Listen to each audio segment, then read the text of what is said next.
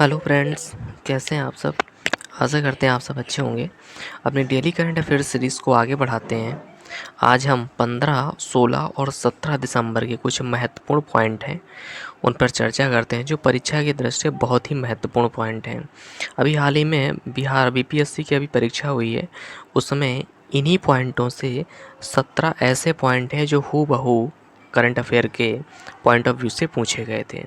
तो चलिए अपना वीडियो स्टार्ट करते हैं। आज का पहला पॉइंट है, भारत को दिए गए सर्वाधिक पसंदीदा राष्ट्र के दर्जे को किसने निलंबित किया है। तो किसने निलंबित किया है, ये स्विट्जरलैंड ने निलंबित किया है। इसमें क्या है, इसमें भारतीय कंपनियों पर 10% पर अतिरिक्त कर का भुगतान करना पड़ेगा। इस पर क्या होता है, जो पसंदीदा राष्ट्र होते हैं उन पर क्या होता है, टैक्स कम हो जाता है, और जो पसंदीदा राष्ट्र निलंबित हो जाते हैं उन पर टैक्स क्या होता है, 10% अतिरिक्त देना पड़ता है। और ये क्या है, इनकम टैक्स 1961 के तहत इसका प्रावधान है। दूसरा पॉइंट है, समन फर्स्ट और फवर फर्स्ट सैन्य उपग्रह किसने प्रक्षेपित किया है। तो ये किसने प्रक्षेपित किया है, ये ईरान ने प्रक्षेपित किया है। और ये किससे लॉन्च किया गया है, तो स्मॉल रॉकेट से ये लॉन्च किया गया है। बात करते हैं ईरान के, तो वर्तमान में ईरान के जो राष्ट्रपति हैं वो कौन है, मसूद पेजेशिकियान वर्तमान में ईरान के राष्ट्रपति हैं। ऐसे भी पॉइंट पूछे जाते हैं कि इस देश के, जो अभी हाल ही में चर्चा में रहते हैं, इस देश के राष्ट्रपति या प्रधानमंत्री, ऐसे पॉइंट पूछे जाते हैं। तीसरा पॉइंट है, फ्रांस का नया प्रधानमंत्री किसे नियुक्त किया गया है। तो किसे नियुक्त किया गया है, ये फ्रैंकोइस बायरू को नियुक्त किया गया है।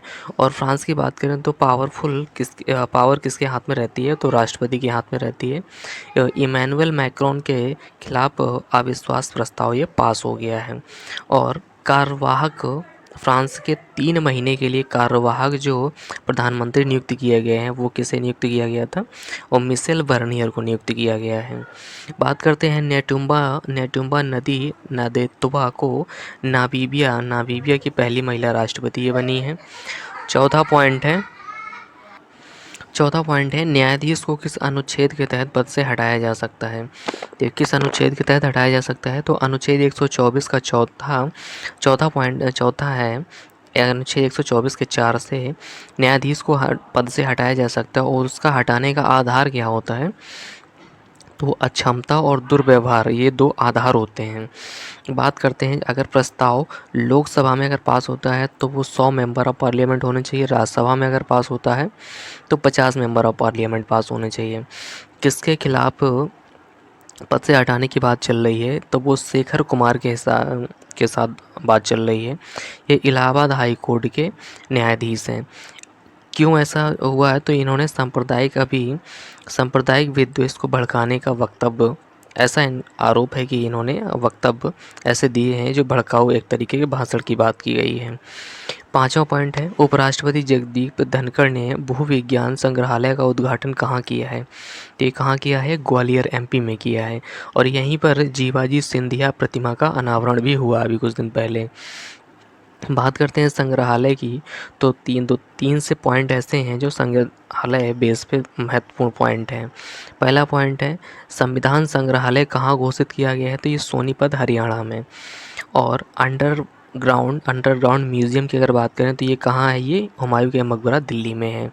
हड़प्पा सभ्यता संग्रहालय कहाँ है, तो राखीगढ़ी हरियाणा में है।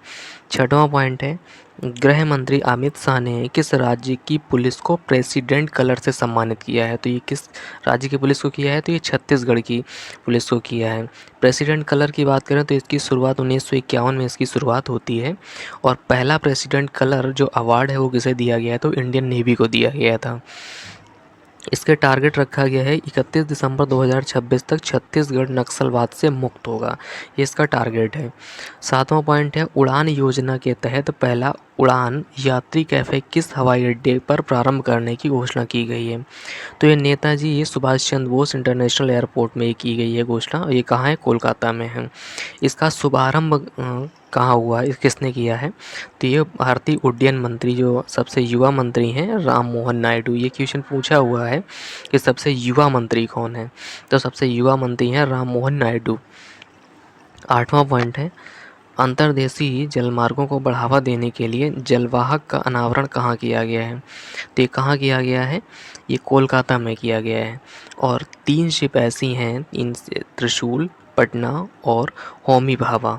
इसके सबके अलग अलग क्या हैं, रूट हैं। त्रिशूल का कहाँ से कहाँ तक रूट है, कोलकाता से वाराणसी। और पटना का भी सेम रूट है, कोलकाता से वाराणसी। और होमी भाभा की अगर बात करें तो कोलकाता से गुवाहाटी है। अगला पॉइंट है, नवा पॉइंट है, फेसिंग कॉन्फेडरेशन ऑफ एशिया के महासचिव नियुक्त होने वाले पहले भारतीय कौन बने हैं। तो ये कौन बने हैं, ये राजीव मेहता बने हैं। और ये किस क्रम के हैं, तो ये 37वें क्रम के हैं।